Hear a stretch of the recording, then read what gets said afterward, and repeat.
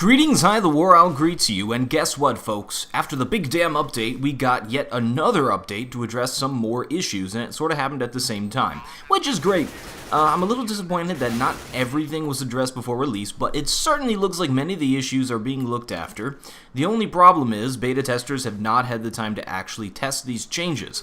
So, there may, and will be, as in all software, persist some bugs during the final release of the game. Or not just bugs, but features that are just not good. Either way, I'm confident, based on a lot of these changes, that Counter-Strike Global Offensive is going to be a great game and will launch a rebirth in the Counter-Strike franchise.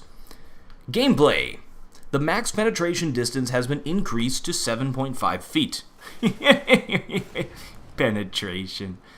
Anyway, this is an extremely important change. Many players have been calling for more bullet penetration in CSGO, and I can say that I've noticed a difference.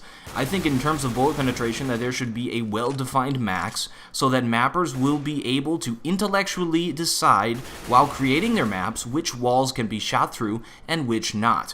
Giving this feature allows for more nuanced map design and gives the gameplay more depth. In terms of where bullet penetration is right now, I'm happy with it, except I do not believe that bullets should not go through model-based obstacles like barrels or boxes. I think that they should always go through barrels and boxes or any sort of model-based thing. It just makes sense for gameplay that there be defined cover, and that cover you can shoot through. It's just a visual cover. So I don't think that should just be based on the bullet penetration distance. Audio. Crossfade from near... air quotes there, you can't see my air quotes. Crossfade from near gunfire to distant gunfire is now smooth, fixing the bug wherein distant sounds first got quieter, then louder the further they were from the listener. This is something that I've touched upon before and even shown you the player test to prove this bug as an example of giving good feedback. Well, folks, it definitely was good feedback because it's fixed. UI. Added ping column to scoreboard. Thank you! We all asked for this, so I don't need to explain why. The server name now shows in the scoreboard. Thank you once again. This just makes sense. There needed to be a way to see the server name, and now just pressing tab shows it. Showing ELO brackets in scoreboard for casual mode. Wait, what? ELO in casual mode? Are you people friggin' nuts? Casual mode is not for ranking players. It's for folks who want to do just that, play casually. They don't care about skill or tactics or rankings or anything like that. They just want to go goof off and have some fun. I think it's a mistake to show ELO ranking in casual because it's not what casual players care about. If somebody cares at all about playing well and cares about how well they play and how well other players are playing, then they would never, ever touch casual mode with a 6-foot pole attached to a robotic arm while they sat comfortably miles above the Earth in a space station controlling the robotic arm with yet again another robotic arm. Bleh. Added cost per kill column to the scoreboard. Okay, this one is kind of weird, but in my opinion, it's not a bad idea. It is interesting and valuable information, but the question is if it constitutes a place on the scoreboard, which, I'll be honest, looks a little bit cluttered right now. There are two things that need to be considered worthy of the scoreboard.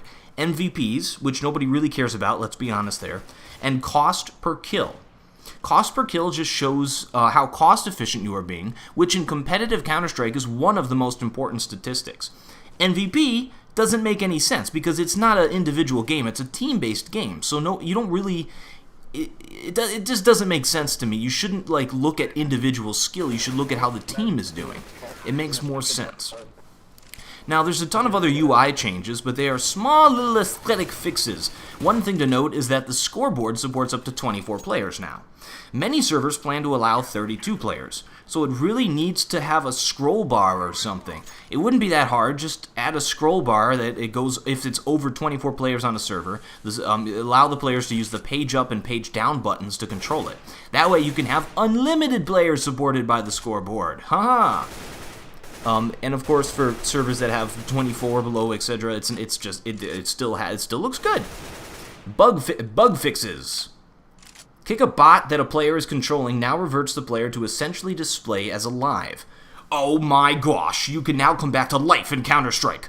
Mind you, this doesn't affect your stats, but it's still Interesting. Zombie Counter... Oh, that's probably the birth of Zombie Mod, which, by the way, will be coming out on the release of the game. Think about it, guys. You kill a bot, or no, you die, you turn into a bot, the bot gets kicked, and you come back to life as a zombie. And then in competitive games and stuff, it could, like, turn into Zombie Mod in the middle. I'm sorry, I'm going way off on a tangent. I gotta get back to my script here. Fixed an issue where tracers were coming from the wrong spot when spectating.